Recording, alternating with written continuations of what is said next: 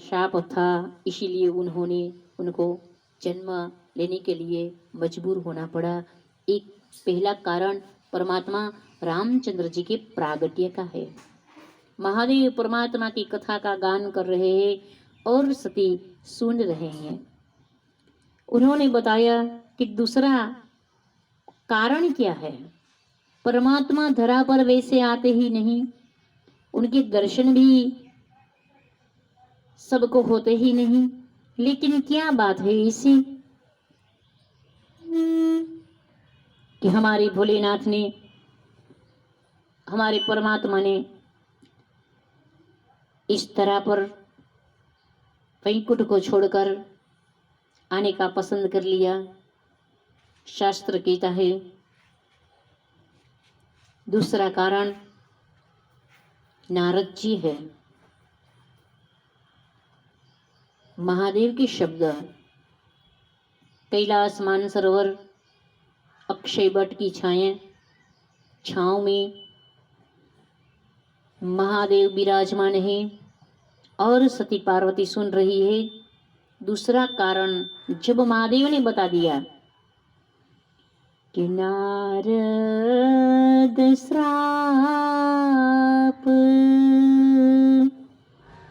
अरे दिन है एक बार,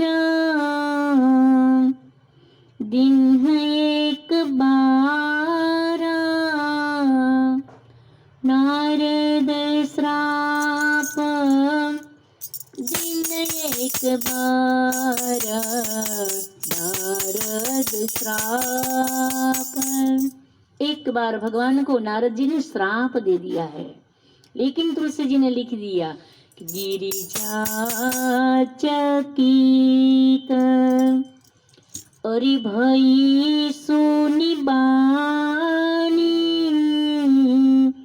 नारद विष्णु भगत पुनि ज्ञानी, गिरिजा चकित। उमा देवी पार्वती जी को आश्चर्य हुआ, आश्चर्य। अरे वाह प्रभु, एक ऐसी बात कर रहे हैं आप। नारद जी तो मेरे सदगुरु है, वो कभी भी ऐसा नहीं करते। भगवान के परम भक्त है, विष्णु भगवान के परम भक्त है, श्रेष्ठोत्तम है। वो कैसे ऐसा कर सकते हैं कि भगवान को शाप दे दे। आश्चर्य हुआ है। गिरिजा चकित भय सुनि बाणी, नारद विष्णु भगत पुनि ज्ञानी। मुझे सुनाइए आप ये कथा। कारण कवन, अरे श्राप मुनि दीन, श्राप मुनि दीन,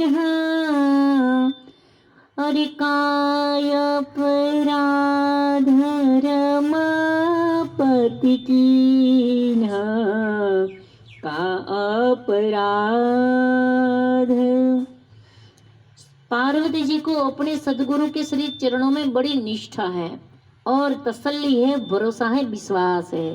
वो कहते हैं महादेव भोलेनाथ, आप कैसी बात कर रहे हैं, मुझे बताइए कि नारद जी ने कारण कवन श्राप मुनि दीन। हाँ, मेरे सदगुरु कभी ऐसी गलती नहीं करते जो भगवान को शाप दे दे। इनके पीछे कुछ कारण तो होगा ही, लेकिन अकारण घटना कैसे घटेगी कि हमारे नारद जी, हमारे सदगुरु, हमारे संत श्रेष्ठोत्तम है, जो भगवान के श्री चरणों में प्रीति उनकी अटल है। वो कभी साप नहीं देते, लेकिन दिया है तो उसके पीछे कोई कारण तो होगा ही।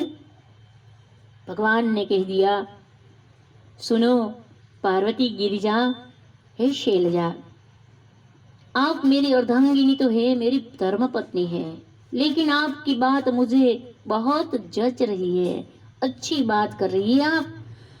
तुमने न मुझे कुछ किया है, तुमने कह दिया कि महादेव जो कह रहे हैं तो उनके पीछे भी कारण होगा, और नारद जी ने शाप दिया मेरे गुरु है तो उनके पीछे भी कोई कारण रहस्य तो होगा ही। इसलिए आपने किसी की न टीका की है और न निम्न बात की है, सर्वोत्तम बात की है। जिज्ञासा से गुरु के श्री चरणों में और वक्ता के चरणों में भी आपकी अटल श्रद्धा है, और आप जिज्ञासा से पूछ रहे हैं तो मैं आपको बता दूं, एक दिन की बात है। नारद जी चले जा रहे हैं और नारद जी ने देखा कि बस मानो न मानो इस स्थान अति सुंदर है, रम्य है। वहां जल भी थे, झरना बह रहा था, अनेक प्रकार के विहंग के कोलाहल सुनाई दे रही है। आज वृक्ष, बेलियां और बिटप भी कितने हैं, फलों से आच्छादित है। स्थल भी सुंदर है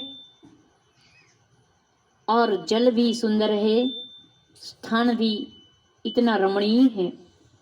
नारद जी को लगा मैं इधर तपस्या कर लूं, क्योंकि फल की जरूरत रहती है स्नान के लिए और पान के लिए जल की भी मुझे जरूरत होगी, तो यहाँ जल भी मिल जाएगा, फल भी मिल जाएंगे, स्थल भी सुंदर है, रमणीय है, कोई डिस्टर्ब नहीं होगा इधर। और नारद जी भगवान का ध्यान करने लगे। घोर कठोर तपस्या नारद जी ने की है। सर्दी में भी नारद जी तपस्या करते रहे। इतना बड़ी धूप थी, फिर भी भगवान के नाम का सुमिरन होने लगा है नारद जी के मन में ही, और हृदय से भगवान का जप करने लगे हैं।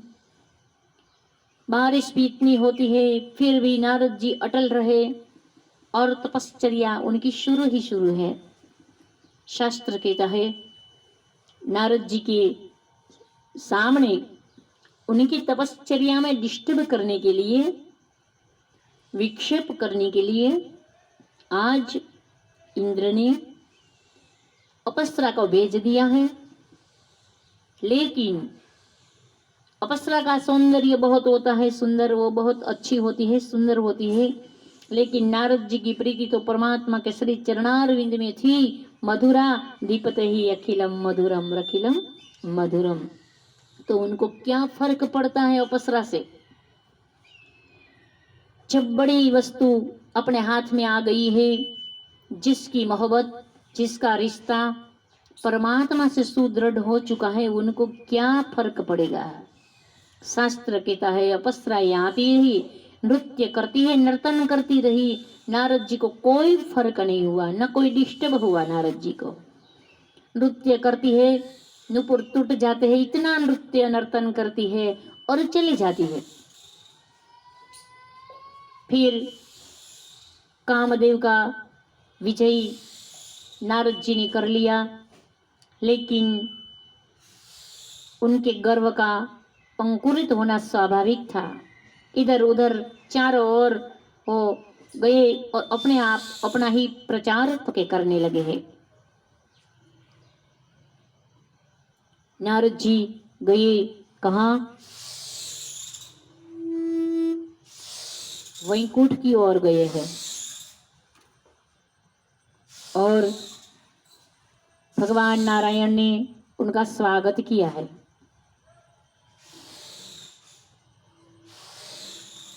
शास्त्र कहता है नारद जी ने अपने आप अपना परिचय दे दिया और कह दिया कि मैंने तो तपश्चर्या की, मेरे विक्षेप करने के लिए, मुझ में विक्षेप के लिए कई अप्सराएं आई, लेकिन पराजित हो गई। भगवान नारायण को लगा उनका गर्व बहुत हुआ है। भगवान कहते हैं कि मुझे कुछ भी अच्छा नहीं लगता, ऐसा नहीं, मुझे गर्व, अहंकार, अहम, ये मुझे अच्छा नहीं लगता, मैं उनको खा जाता हूँ।